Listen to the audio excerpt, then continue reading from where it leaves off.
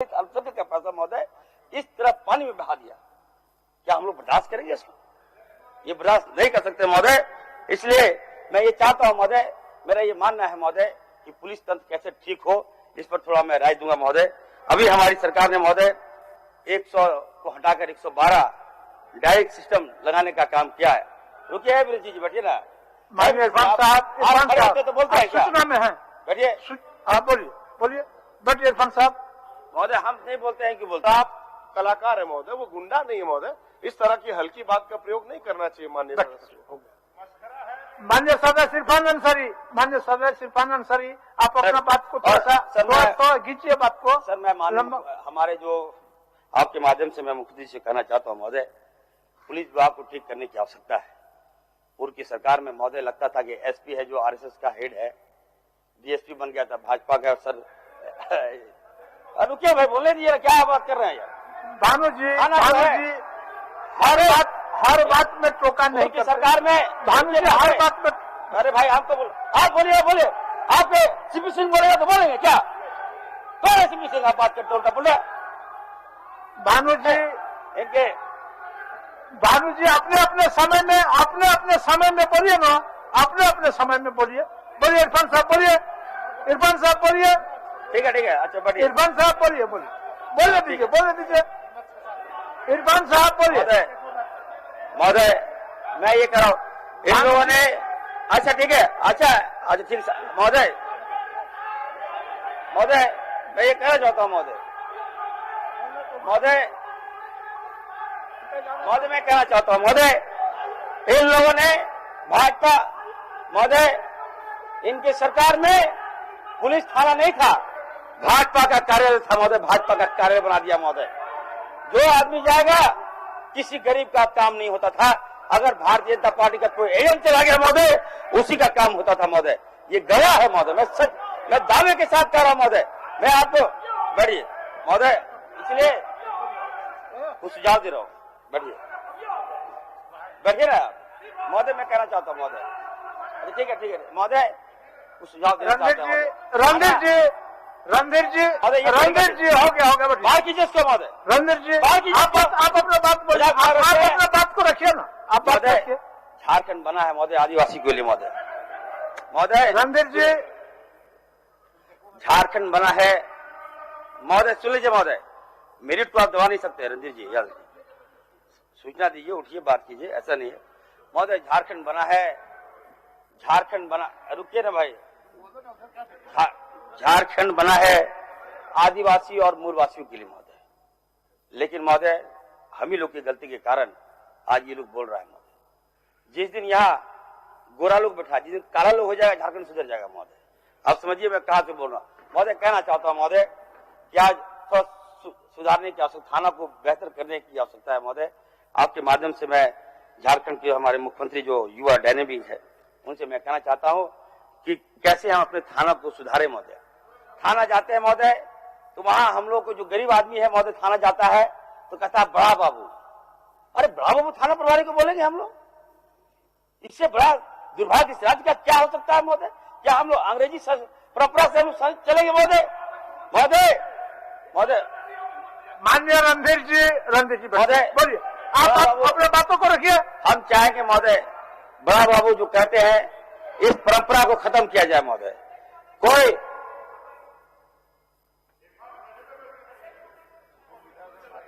बोलिए क्या बोल रहे हैं, क्या सूचना है आपका?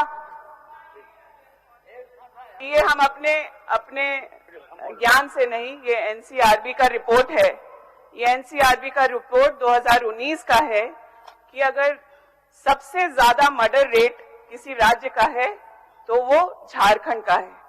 4.3 पर लाख के रेट से झारखंड का नाम पिछले सरकारों ने रोशन किया है, और यह रेट नेशनल रेट जो है उससे दुगना है। अध्यक्ष महोदय, मैं इस सदन के सदस्य होने के नाते आपसे कहना चाहती हूँ कि इतने वरिष्ठ माननीय सदस्य ने मेरे सूझबूझ पर, मेरे ज्ञान पर टिप्पणी की है, ये बहुत ही आपत्तिजनक है। मैं मानती हूँ कि भाजपा के लोग किसी महिला की बात को, उसकी आवाज को सुनना पसंद नहीं करते, उन्हें यह बर्दाश्त ही नहीं होता कि महिलाएं बराबरी में आकर के कोई बात को बोले और तथ्यों को रखें। इस बात के लिए माननीय सदस्य को बोलिए कि वो हमसे माफी मांगेंगे। बहुत मेहनत पढ़ाई लिखाई करके हम माननीय यहाँ तक पहुंचे हैं, लेकिन ये इस तरह की अपमानजनक बात ये आ गए। और महिलाओं पर माननीय टिप्पणी जो नहीं जा सकते बाहर, बैठिए। नहीं बाहर नहीं जा सकते थे। इरफान साहब आप अपना बातों को रखिए। महोदय आप सूचना में खड़ा कर हो गया सूचना में, आप अपना बातों को मेरा रखिए। बात तो सूचना में चला जा रहा है महोदय। समय हो गया अब तो 5 मिनट अभी। महोदय मैं कहना चाहता हूँ महोदय, आप अपने बातों को रखिए। महोदय आपके माध्यम से मुख्यमंत्री से कहना चाहता हूँ महोदय कि जो थाना है महोदय, थाना में एक तो पहले बड़ा बाबू का सिस्टम हटा दीजिए। गरीब लोग जाता है कहता बड़ा बाबू निकलता नहीं है घर से सर, दिन रात वेट करता है, गरीब का नहीं सुनता है महोदय। इसको देखने की आवश्यकता है महोदय, इस पर नकल कसने की आवश्यकता है। और दूसरी बात में महोदय मैं कहना चाहता हूँ, राज अरे रुकिए ना भाई, राज आपका है, राज महोदय यहाँ ट्राइबल लोगों का है, दलितों का है महोदय, आदिवासी अल्पसंख्यकों का है महोदय। ये लोग जाता है थाना, केस मालिकों का मामला आ गया, थाना जाता है तो थाना प्रभारी महोदय जमीन के दलाल के साथ घिरे रहता है, बालू के दलाल के साथ घिरे रहता है महोदय, और गरीब जनता से बात नहीं करता है। और ये लोग महोदय कहाँ से आया महोदय, तो पूछिएगा तो लैंग्वेज लगता है बाहर से, तो लगता है बिहार का लैंग्वेज है महोदय, उत्तर प्रदेश का लैंग्वेज लगता है महोदय। इसलिए मैं आपके माध्यम से कहूंगा महोदय कि हर थाना में कम से कम जो आदिवासी जाने, जो दलित को पहचाने, जो अल्पसंख्यक को पहचाने महोदय, हर थाना में, जिससे दिल्ली में किया गया महोदय, दिल्ली राज्य में किया गया, हर थाना में पिछड़ा महोदय ओबीसी जो महोदय, जिसकी आबादी जहां जहां है वहां पे उसका पोस्टिंग करने का काम करेंगे मुख्यमंत्री महोदय। दूसरी बात मैं कहूँ आप महोदय, आप समाप्त करें माननीय सदस्य, महोदय समाप्त करें, काफी समय हो गया। महोदय एक बार कंक्लूड कर रहा हूँ महोदय, हो गया हमारा अब समाप्त जामताड़ा करें, साइबर से बदनाम है महोदय, जामताड़ा साइबर से बदनाम है महोदय। साइबर को कैसे ठीक करें, इस पर सरकार को विशेष ध्यान देने की आवश्यकता है महोदय। और महोदय मैं मईजाम में महोदय ट्राइबल लैंड पर महोदय आदिवासियों की जमीन पर थाना वहां पर है महोदय, तो उसको हम चाहेंगे कि अब तो एक नया थाना बना दिया जाए मईजाम में, और जो आदिवासी का जो लैंड है महोदय उसको मुक्त करा दिया जाए, ये आपसे मांग होगा। दूसरा बात है महोदय आपदा विभाग, धन्यवाद। हो गया मालूम है महोदय हमारा हो गया इरफान साहब, हो गया इरफान साहब, हो गया। आसन मजबूर है, हो गया। बैठे। सभा की सहमति हो तो सभा की कार्रवाई समाप्त होने तक समय बढ़ाया जाए। माननीय सदस्य श्री प्रदीप यादव जी। अध्यक्ष महोदय, प्रदीप जी इनका सूचना बोलिए क्या है व्यवस्था है अध्यक्ष महोदय। जो अभी माननीय सदस्य इरफान अंसारी साहब ने एक गंभीर विषय को बोल दिया बोलने में, और मुझे लगता है रिकॉर्ड में होगा अध्यक्ष महोदय। उन्होंने कहा पूर्व के सरकार में जितने एसपी थे वो आरएसएस के एजेंट के तरह काम करते थे। अध्यक्ष महोदय उसको एक्सपंज करा दिया जाए। उस 5 साल के दरमियान सारे जितने आईपीएस ऑफिसर हमारे थे उन पर इन्होंने तोहमत लगाने का काम किया है अध्यक्ष महोदय, और सपने में भी इनको आरएसएस दिखाई देता होगा। इसलिए मेरा नम्र निवेदन है कम से कम उसको एक्सपंज करा दिया जाए। अब बोले हैं, हो गया, नोट करवा लीजिए उसको। प्रदीप जी माननीय सदस्य प्रदीप जी। अध्यक्ष महोदय, आज जिन विभागों की चर्चा होनी है उसमें सबसे महत्वपूर्ण विभाग मंत्रिमंडल सचिवालय निगरानी विभाग है, और सभी विभागों का यह नियंत्रण विभाग है। अध्यक्ष महोदय आप कहें तो मास्टर की समझ सकते हैं कि सभी डिपार्टमेंट का है, उसके साथ साथ कार्मिक, प्रशासनिक, गृह विभाग, योजना, सभी इन सारे विभागों से भी सारे विभागों के कर्मचारी पदाधिकारी नियंत्रित होते हैं।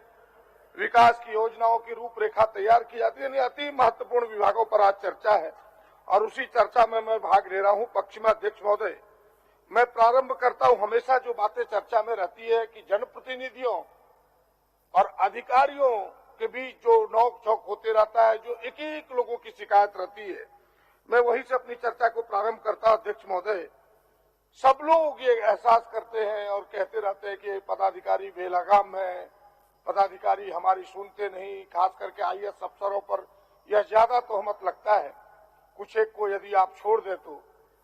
और मैं कह सकता हूं कि हम सबको भी अपने लक्ष्मण रेखा को समझना चाहिए, हम सबको भी अपने अधिकार और कर्तव्य को समझना चाहिए। और ये हमें लगता है कि धीरे धीरे सारे विधायक, जनप्रतिनिधि, सांसद समझते हैं अपनी चीजों को, लेकिन उससे कहीं अधिक जो अधिकारी है अध्यक्ष महोदय, उन अधिकारियों को जो भारत सरकार, राज्य सरकार के कार्मिक प्रशासनिक विभाग द्वारा जो निर्देश जारी किया गया है कि भाई आपको यहाँ के विधायकों के प्रति, यहाँ के सांसदों के प्रति क्या व्यवहार रखना है, किस शालीनता से पेश होना है, हमें लगता है कि उसको कभी उन्होंने देखने का काम नहीं किया। कुछ एक को यदि छोड़ दे तो मैं इसलिए इसकी चर्चा करना चाहता हूं अध्यक्ष महोदय। मेरे पास है राज्य सरकार के भी दिशा निर्देश, वो उसकी भी कॉपी है, और भारत सरकार के जो कई चिट्ठियां, जो कई दिशा निर्देश आए अध्यक्ष महोदय, उनकी भी कॉपी है। पहला पत्र है डेटेड 11 अक्टूबर 2018 को, इसे नितिन गुप्ता अंडर सेक्रेटरी अध्यक्ष महोदय उन्होंने भेजा है, वो पर्सनल विभाग में कार्मिक विभाग के अध्यक्ष महोदय भारत सरकार में। दूसरा पत्र अध्यक्ष महोदय 7 फरवरी 2018, ये भी अंडर सेक्रेटरी का है, उसी नितिन गुप्ता जी का। तीसरी चिट्ठी उसके पहले का अध्यक्ष महोदय नवंबर 19 2014 का, इसको डायरेक्टर विद्यानाथन जी ने भेजा है। और एक जो सबसे पहली चिट्ठी आई है अध्यक्ष महोदय 1 दिसंबर 2011 का, उसकी कुछ पंक्तियों को आपके समक्ष उद्धृत करता हूं ताकि यह माध्यम बन सके। ऐसे पदाधिकारी जो जनप्रतिनिधियों का आदर नहीं करते, उन्होंने इस लेटर में लिखा है कि अध्यक्ष महोदय, the aforesaid guideline also covered official dealing between administration and member of parliament / state legislative. In the context, attention is also invited to Rule 321 of All India Service Conduct, Rule 1968 and 1964, which provide as follow.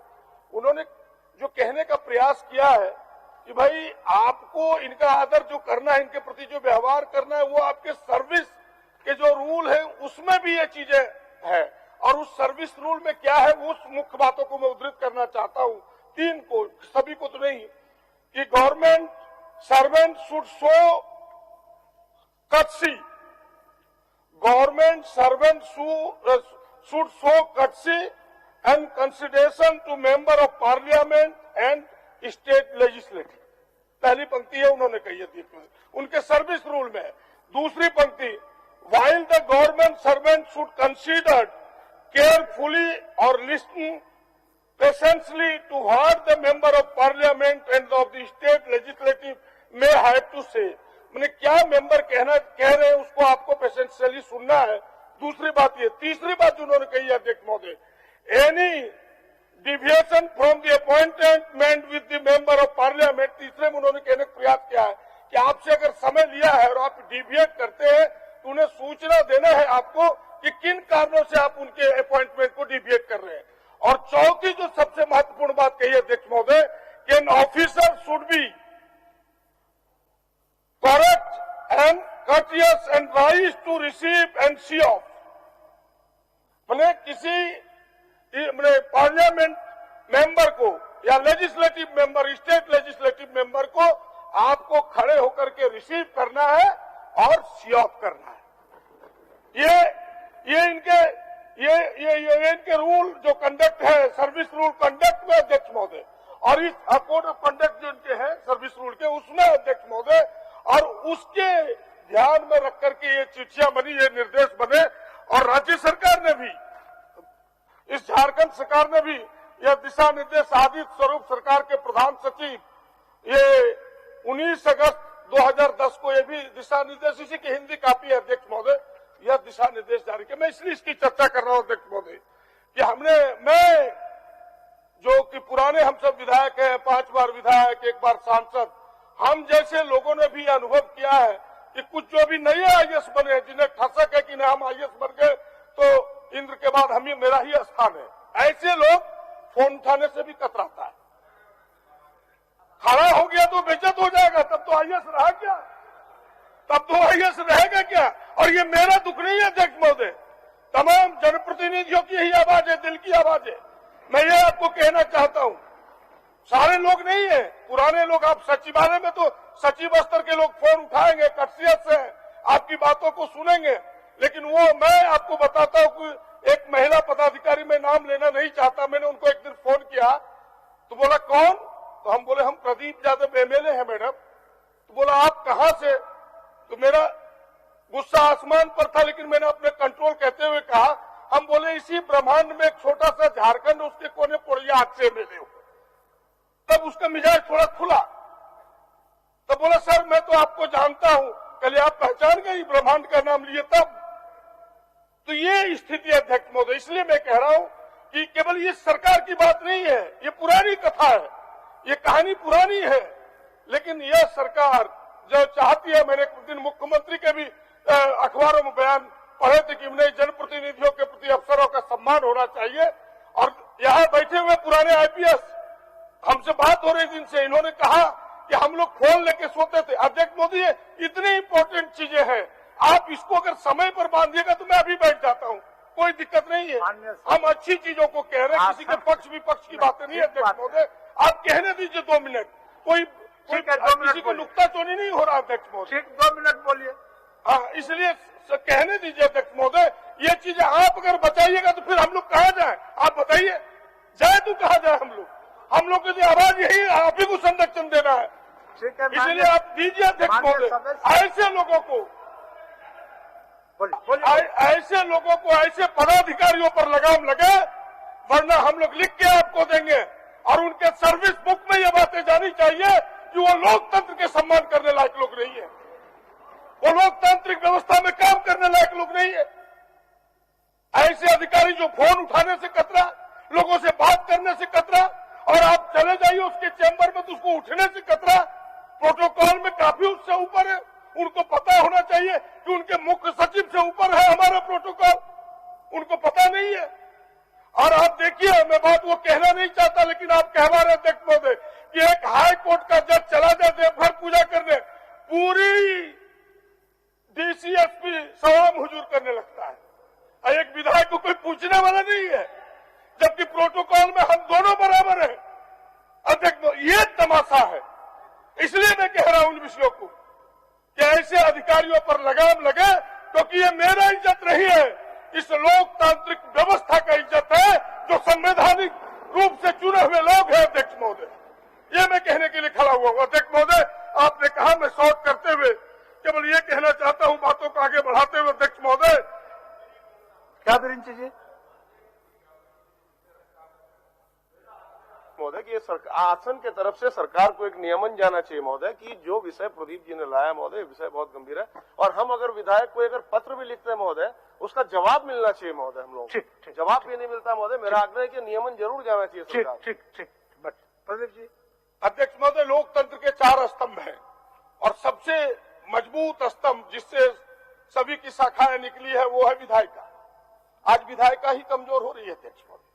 मूल तो यहीं से है, यहीं से न्यायपालिका को हम अधिकार देते हैं, तमाम लोगों को अधिकार यहीं से देते हैं। सरकार को भी पूरा अधिकार इसी विधानसभा से मिला, इसी विधायिका से मिला। अध्यक्ष महोदय, जननी यही है, और जननी ही कमजोर हो रही है अध्यक्ष महोदय, और ये सरकार पर ही निर्भर करता है। मुझे आशा है हेमंत जी लोकतांत्रिक है, आदरणीय मुख्यमंत्री जी कटसियत से, मैंने तो देखा है इतने छोटे उम्र में इतनी परिपक्वता इन्होंने पाई है।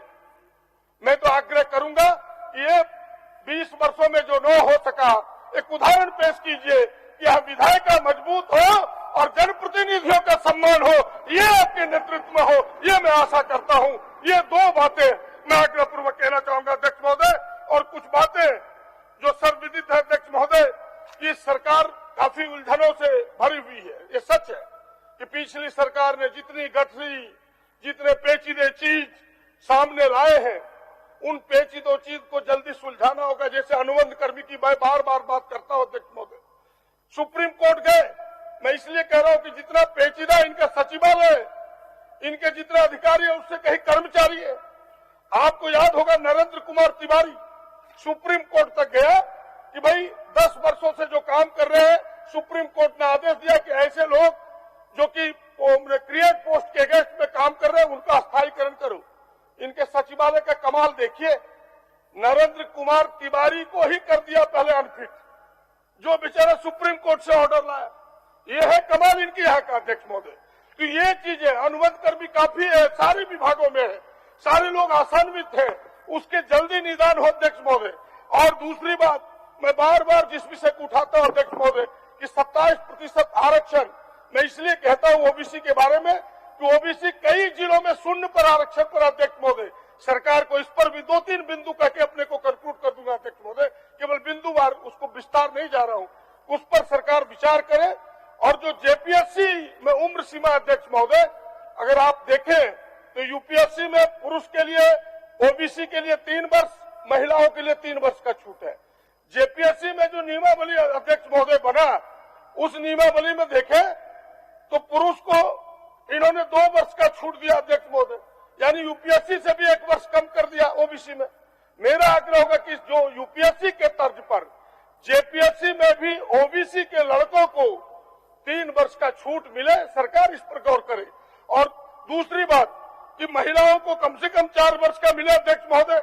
और जो चीजें पुरानी है, अभी आपने देखा कि 43 दरोगा की भर्ती को अध्यक्ष महोदय सुप्रीम कोर्ट जाना पड़ा, फिर सुप्रीम कोर्ट में आदेश दे दिया ये भर्ती कर रहे हैं।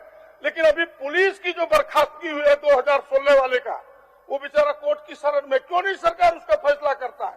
कोर्ट का से क्यों देखे? 4 बार मेडिकल टेस्ट में वो पास हुए अध्यक्ष महोदय, 5वीं बार अनफिट कर दिया सरकार ने। इनके जमाने का नहीं है, ये उन्हीं का गठ है।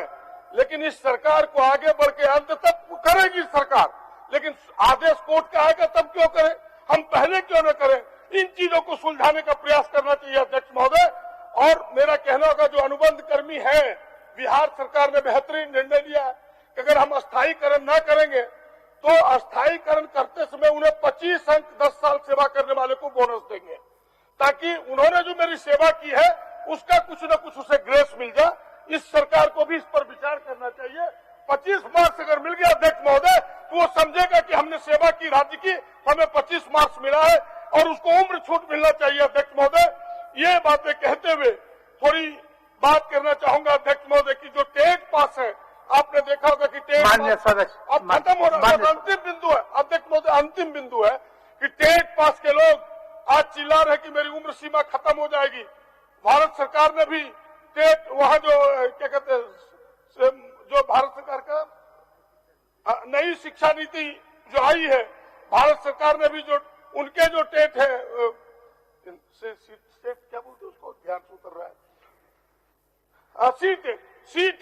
सी टेट में भी उन्होंने उम्र सीमा को समाप्त किया अध्यक्ष महोदय। और बिहार ने भी अभी उम्र सीमा को समाप्त किया। इस राज्य को भी चाहिए कि टेट जिसने कर लिया उसकी उम्र सीमा को समाप्त करना चाहिए, और उम्र सीमा को समाप्त करते हुए अध्यक्ष महोदय पुनः टेट की परीक्षा लेनी चाहिए। केवल सीपी बाबू के 2 बातों का मैं जिक्र करते हुए अपनी बात को यही विराम दूंगा अध्यक्ष महोदय, जिसकी चर्चा सीपी बाबू ने की है अध्यक्ष महोदय। केवल हो गया, आप सीपी बाबू हमको बोले, केवल 1 मिनट समय, माननीय सदस्य, केवल 1 मिनट अध्यक्ष महोदय। सीपी बाबू ने कहा हो गया, केवल अपराध का एक ग्राफ लंबा है अध्यक्ष महोदय। इनके जमाने में जो अपराध हुए, मैं केवल याद कराता हूँ, केवल 2020 का वो पढ़ रहे थे, मैं पढ़ता हूँ रेप केस का कि 2018 में आप देखें तो 1478 रेप केस हुए, 2018, 2019 में 1671, 2019 में 1794, ये स्थिति है। यानी ये घटनाएं हुई है पहले भी, उससे वो मुंह छिपाते हैं और इन्हें याद नहीं है। हमें तो याद है कि अखबारों के सुर्खियों में निकला था कि मुख्यमंत्री के भाई फूलचंद की, मूलचंद क्या नाम था, मूलचंद ने दरोगा के मुंह पर थूक दिया, अखबारों के सुर्खियों में था। अब इससे बड़ी घटना क्या हो सकती है अध्यक्ष महोदय? यह घटना सुनने को मिला। इस प्रकार की घिनौनी हरकत उनके जमाने में हुआ है। आज तो बेहतर है, सरकार प्रयास कर रही है, लेकिन मैंने जो सरकार को चंद सुझाव दिए हैं, उसके साथ अंतिम सुझाव ये कि आपदा प्रबंधन में अध्यक्ष महोदय सारी चीजें कवर हो रही है। आपके क्षेत्र में भी होगा कि जिन लोगों के खेत जल जाते हैं उन्हें तो आपदा के प्रबंधन में रख लिया जाता है, लेकिन खलिहान जल जाने के बाद उन्हें 1 पैसा नहीं मिलता। उस खलिहान को अध्यक्ष महोदय शामिल करें ताकि खलिहान के लिए भी किसानों को कुछ रियायत मिल सके। इन्हीं चंद बातों के साथ माननीय सदस्य लंबोदर महतो जी, लंबोदर समय पर ख्याल रखेंगे लंबोदर जी। लंबोदर जी बोलिए आप।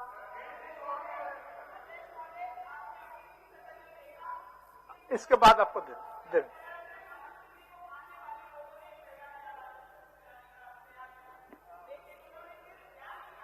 बताया है, मैं उसको शेयर करना चाहूंगी। अध्यक्ष महोदय, ये हमारा लिखा हुआ डेटा नहीं है, ये एनसीआरबी का डेटा है। और महिलाओं के खिलाफ कितने क्राइम झारखंड में। माननीय सदस्य बैठ। हो गया।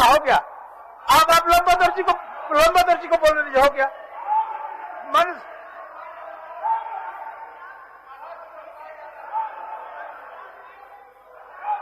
अब लंबोदर जी को बोलने दीजिए। माननीय सदस्य लंबोदर जी, हो गया। माननीय लंबोदर जी माननीय हो गया। आप माननीय सदस्य माननीय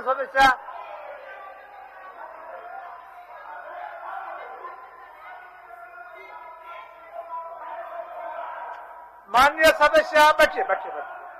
चलिए, नए सदस्य जानकारी नहीं है भानु जी, नए सदस्य जानकारी नहीं है। हम लोगों ने भी किसी दिन बोला नहीं है। लंबोदर जी माननीय सदस्य, सदन के अंदर में इलेक्ट्रॉनिक सामान लेकर के आना निषेध है। बैठिए। माननीय अध्यक्ष महोदय, ठीक है, हो आ गया। आपका बात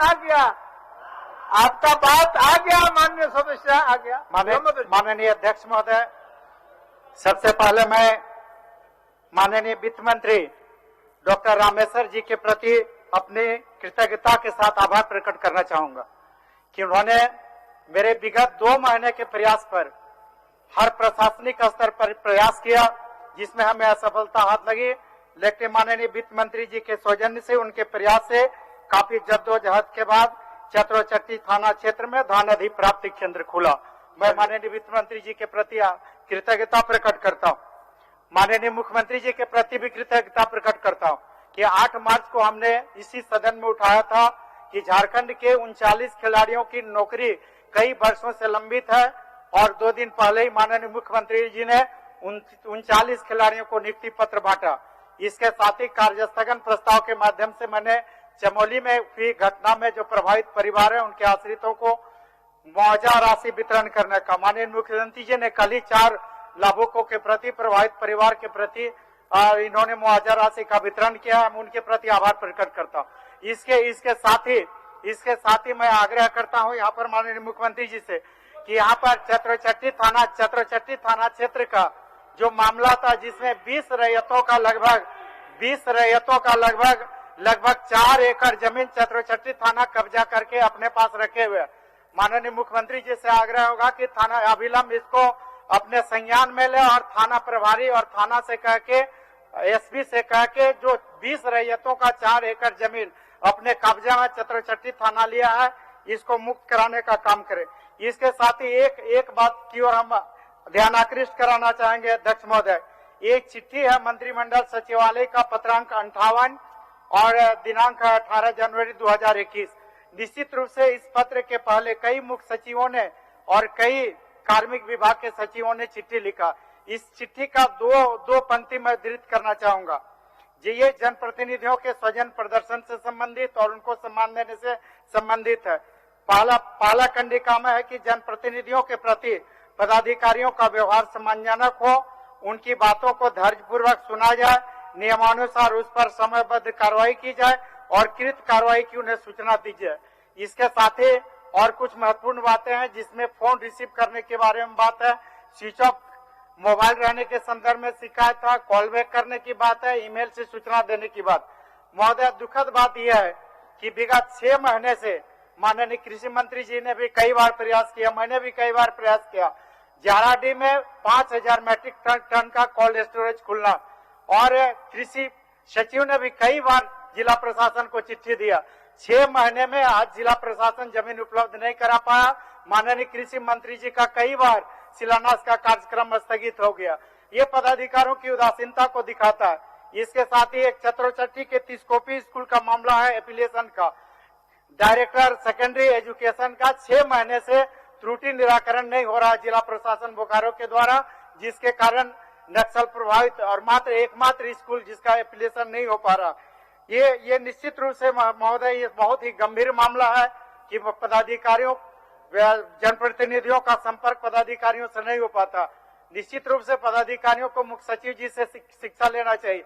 उन्होंने हमेशा फोन उठाते हैं, फोन नहीं उठाने पर कॉल बैक करते हैं, समस्याओं को सुनते हैं, समस्याओं का निराकरण करते हैं और निराकरण करने के बाद सूचना देते हैं।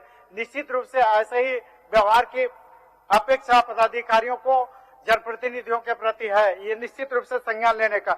एक बात और ध्यान आकृष्ट कराना चाहूंगा महोदय, यहाँ पर इस विधानसभा में 81 विधायक, 81 माननीय सदस्य है और इनमें से 69 ऐसे माननीय सदस्य जो मुख्यमंत्री जी है और माननीय मंत्री जी, इन सभी लोगों के लिए मंत्रिमंडल सचिवालय विभाग की तरफ से वैवाहिक अनुदान का प्रावधान किया गया। मुख्यमंत्री जी के लिए 3 करोड़ और सभी माननीय मंत्रियों के लिए 30 लाख। महोदय ये बात बहुत स्पष्ट है कि जितने भी माननीय सदस्य है सभी लोगों के विधानसभा क्षेत्र का भौगोलिक स्थिति वही है, भौगोलिक क्षेत्र वही है, समस्याओं की स्थिति वही है, सभी जगह पर गंभीर बीमार है जिनकी सरकारी योजना से इलाज नहीं हो पाता। इसलिए मैं चाहूंगा ये माननीय विधायकों, मंत्री और मुख्यमंत्री में भेदभाव नहीं बरती जाए, सबके साथ समरूपता बरती जाए और माननीय यहाँ पर ग्रामीण विकास मंत्री भी आए, उससे आग्रह होगा निश्चित रूप 2 मिनट। मान्य सदस्य विनोद सिंह जी, मान्य सदस्य विनोद सिंह जी 2 मिनट, 2 मिनट सरकार का उत्तर होना है, सरकार का उत्तर होना है 2 मिनट। अध्यक्ष महोदय, मैं बात करते हुए प्रदीप जी की बातों पे सिर्फ एक बात जोड़ना चाहूंगा कि अभी प्रतिनिधियों अधिकारियों की बात हो रही थी, लेकिन जिस आम आदमी के लिए हम जिसका एक मिनट रणधीर जी बहुत देर से सूचना देने के लिए व्याकुल है, क्या सूचना है आपके पास? इस बार के बजट सत्र में आसन के माध्यम से ज्यादा ध्यानाकर्षण अपने लेने का काम किया, इसके लिए मैं आसन के प्रति आभार व्यक्त करता हूं। यही मेरी सूचना है। धन्यवाद। चलिए विनोद जी। अध्यक्ष महोदय, तो प्रदीप जी की बातों को बोलो, आपको देंगे बात, बैठिए, आपको देंगे, बैठिए ना, बैठिए।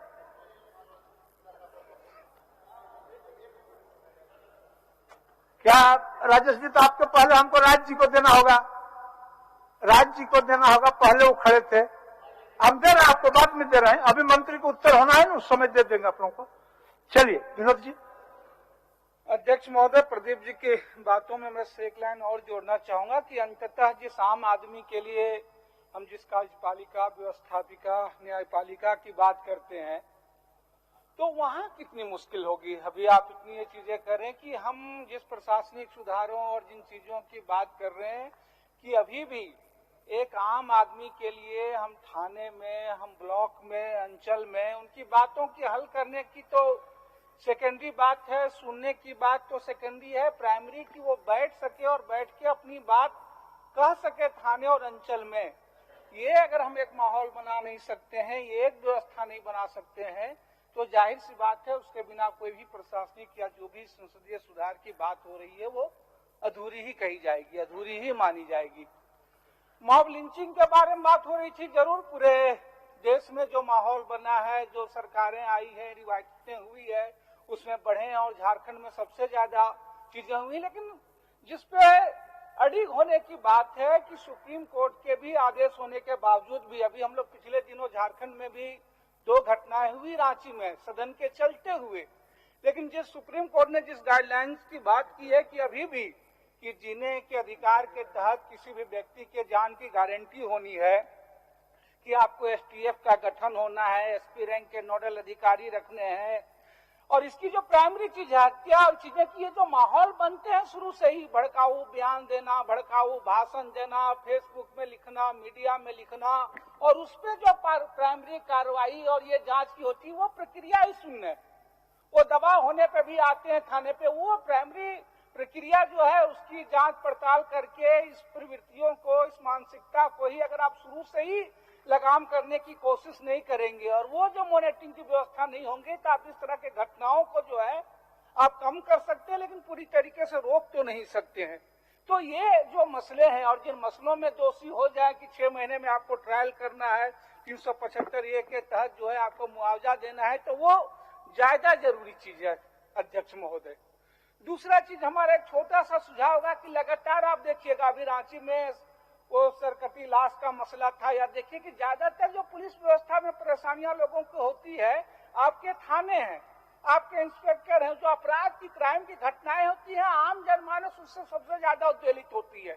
और आपकी जो थाने की ढांचा है वो वगैरह उन मामलों में एक्सपर्ट नहीं है, तरह तरह की अभी तकनीकी चीजें बढ़ गई हैं और जो लोग हैं भी है उनकी रुचियां नहीं है। तो मुझे लग रहा है कि कम से कम अनुमंडल स्तर पे सरकार को क्राइम की जो अपराध की घटनाएं होती हैं उसके लिए एक अलग से हर एक अनुमंडल स्तर पे एक टास्क फोर्स एक से बना करके यूनिट रखनी चाहिए, जो सिर्फ इस तरह के मसलों को ही देखे और उसमें त्वरित हो, क्योंकि सबसे ज्यादा विधि व्यवस्था पब्लिक का सड़कों में आना, कोई क्राइम अपराध हो जाता है और आपके थाने पे जो यूनिट है वो इस पे सक्षम नहीं है अध्यक्ष महोदय।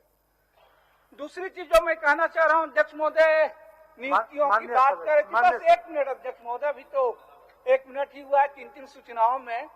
प्रदीप जी ने जो बात है कि नियुक्तियों की बात कर रहे हैं, नियुक्तियों की साल की बात कर रहे हैं, लेकिन पुलिस विभाग में ही देखें, जिस बात का भी उदाहरण दे रहे हैं वो दरोगा की बहाली में भी सिर्फ हाईकोर्ट के निर्णय के अनुसार वहां शपथ दे दिया गया और 43 में से महज 24 की हुई है। ये दिसंबर में इनकी चिट्ठी है और उसमें से 24 लोगों की कंपनी कमांडर की अभी भी नियुक्ति नहीं हुई है।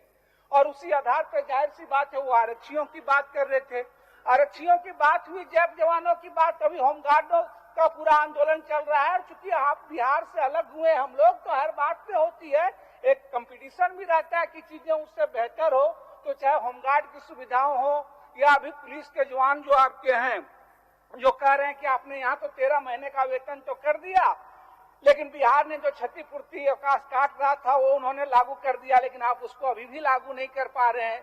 तो इन चीजों को इस पर बेहतर करने की चाहिए अध्यक्ष महोदय, सुधार करना चाहिए। जो दूसरी है कि राज्य सेवा के भी जो 24 से ज्यादा जो भारतीय पुलिस सेवा के जो पद खाली हैं 2016 के बाद जो है, अभी तक उसकी सूची नहीं भेजी गई है यूपीएससी को, सरकार को इस सूची को भेजा जाना चाहिए।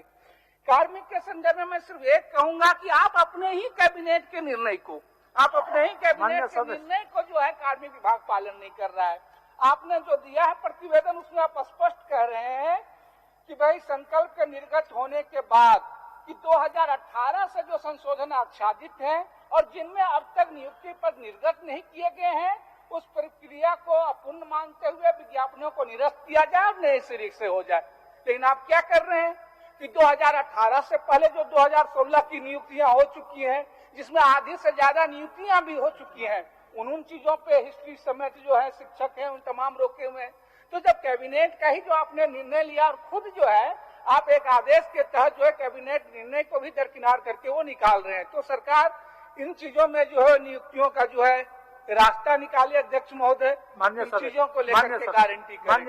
एक दूसरी बात इसमें सिर्फ यही कहना है, सबसे ज्यादा जो लोग परेशान होते हैं ये जो जाति प्रमाण पत्र, स्थानीय प्रमाण पत्र, आपने आंकड़े दे दिए हैं अभी, इसकी पता नहीं कितने, लेकिन लोग देखिए सबसे ज्यादा जो है जाति के संदर्भ में और स्थानीय के में जिनकी कैटेगरी बदलती नहीं है। भाई आज तो जरूर 6 महीने में, साल भर में बदल सकती है, ये जो बारंबार इसके बारे में सरकार को सोचना चाहिए और हर एक परीक्षाओं के साथ, हर एक चीजों के साथ, और सबसे ज्यादा अंचल में लोग परेशान रहते हैं इस मसले को लेकर के। माननीय सदस्य, तो इस पे हल करना। एक अंतिम बात कहूंगा, सरकार का उत्तर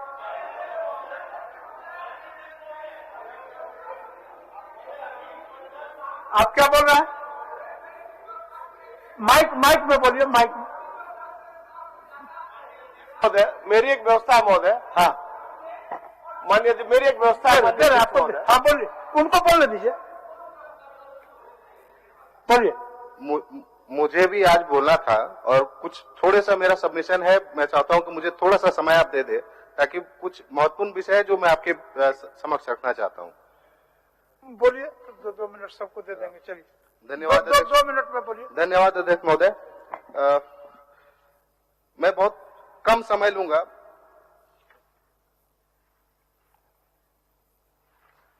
मेरे पास गृह विभाग के 3 ड्राफ्ट है।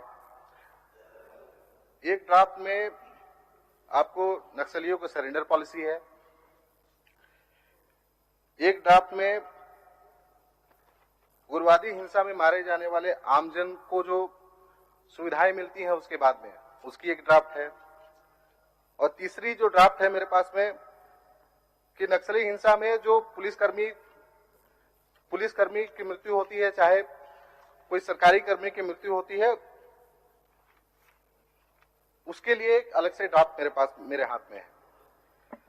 मैं इन तीनों चीजों में कुछ चीजें आपके समक्ष रखना चाहता हूं अध्यक्ष महोदय, और मुझे लगता है कि अगर इन तीनों ड्राफ्ट को अगर अच्छी तरीके से रिव्यू किया जाए, अच्छे तरीके से इस पे काम किया जाए, तो मुझे लगता है कि नक्सलियों के खिलाफ काम करने में और जो सही तरीके से जो हम लक्ष्य को प्राप्त करना चाहते हैं, वो लक्ष्य की प्राप्ति भी निश्चित तौर से हमें होगी। उसमें मैं एक चीज जो सरेंडर पॉलिसी का जो एक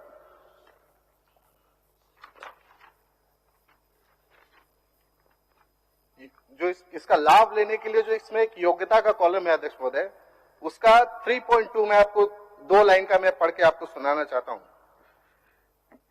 प्रत्यर्पण करने वाले उग्रवादियों द्वारा संगठन के संबंध में सभी जानकारियों का खुलासा करने तथा संबंधित आपराधिक मामलों के संबंध में सभी तथ्य उपलब्ध कराने की स्थिति में ही उन्हें विशेष प्रोत्साहन दिया जाएगा।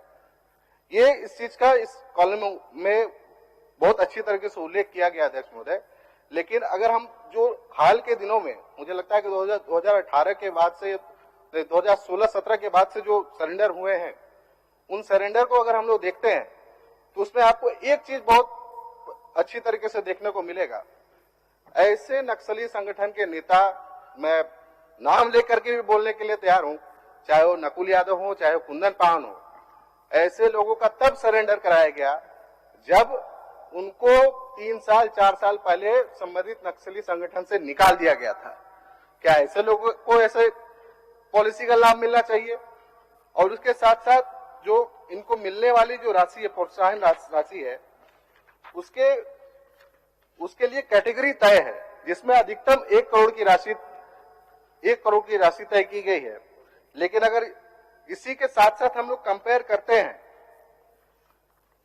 जो नक्सली हिंसा में जिनकी मृत्यु होती है, उनमें जो आम लोगों की जो मृत्यु होती है अध्यक्ष महोदय, उसको अधिकतम 1 लाख रुपया दिया जाता है। मैं सरकार आपके माध्यम से सरकार से ये मांग करता हूं कि उस राशि को कम से कम 50 लाख रुपए तक की जाए। ये बहुत महत्वपूर्ण है अध्यक्ष महोदय।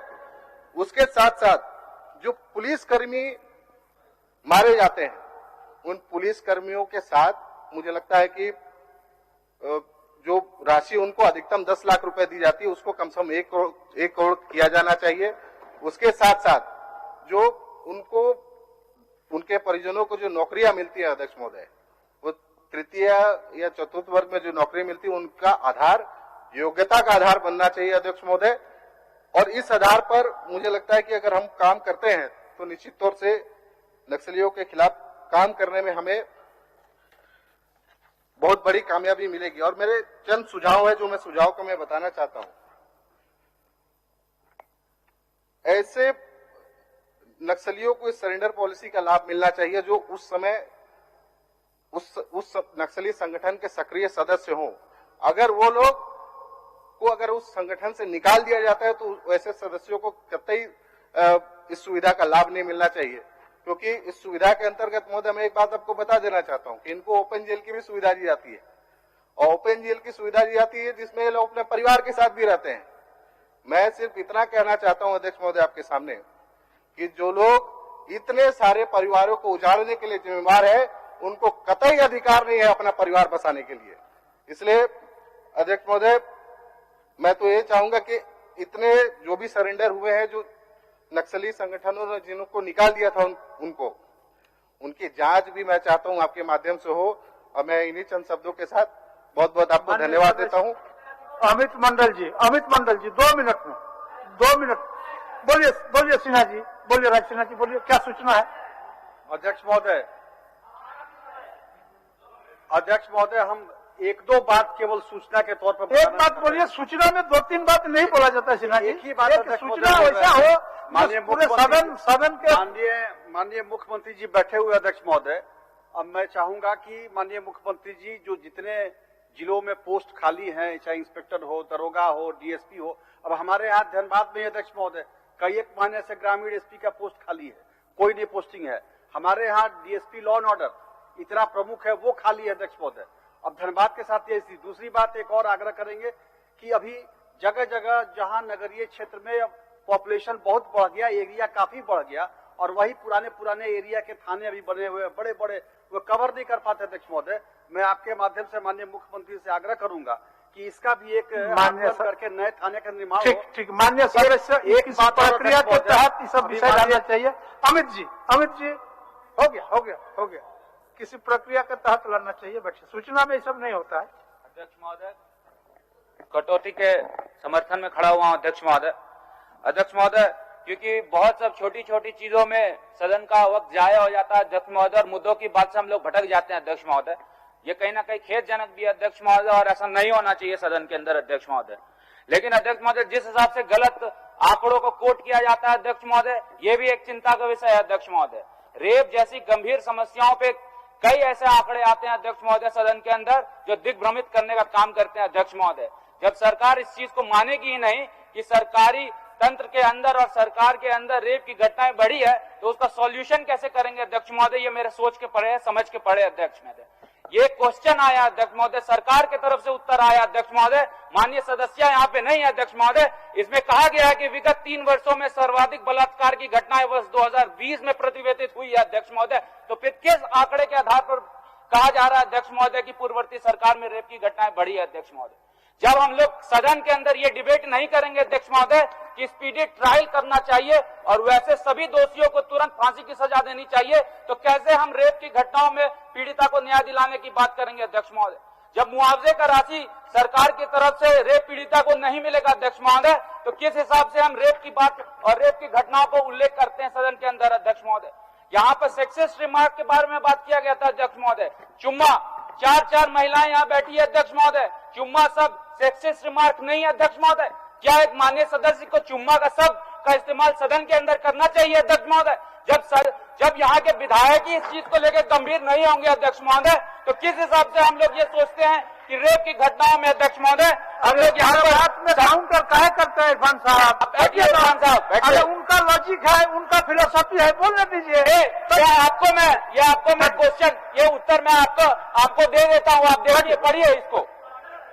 हो गया अमित जी हो गया, अब समाप्त करिए अध्यक्ष महोदय। बहुत सब ऐसी चीजें थी अध्यक्ष महोदय, बहुत सी ऐसी चीजें थी अध्यक्ष महोदय। रेट ऑफ इन्फ्लेशन के बारे में बात करना चाहिए था, बायंसी स्टेट टैक्स के बारे में बात करना चाहिए था, फिस्कल डेफिसिट के बारे में बात करना चाहिए, डेट सस्टेनेबिलिटी के बारे में बात करना चाहिए था।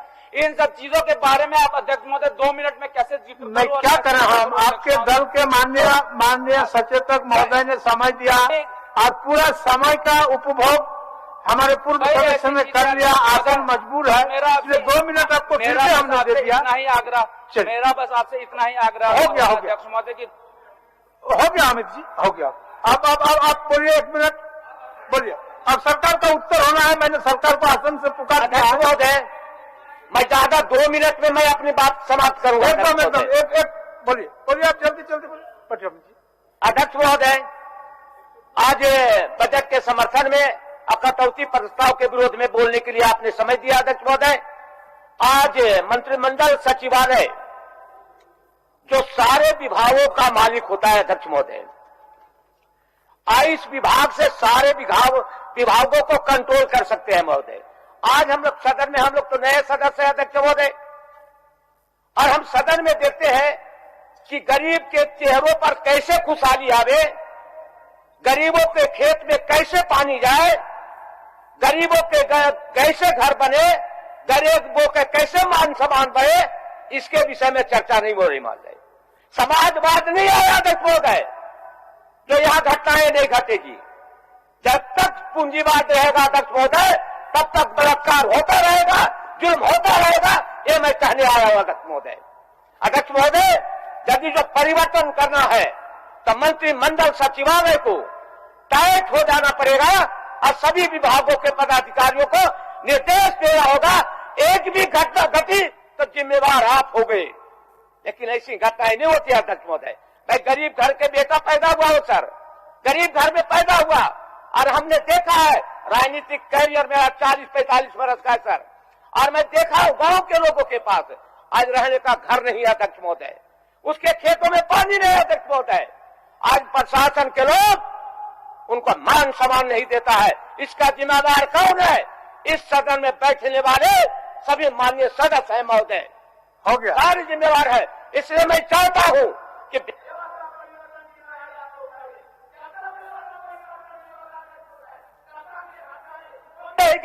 विकास नहीं होगा अध्यक्ष महोदय। धन्यवाद मान्य सदस्य, बैठिए। राजेश जी, आप मान्य, अब सरकार का उत्तर है। अच्छा, बाद में आपको दे रहा हूं, बाद में बैठिए ना।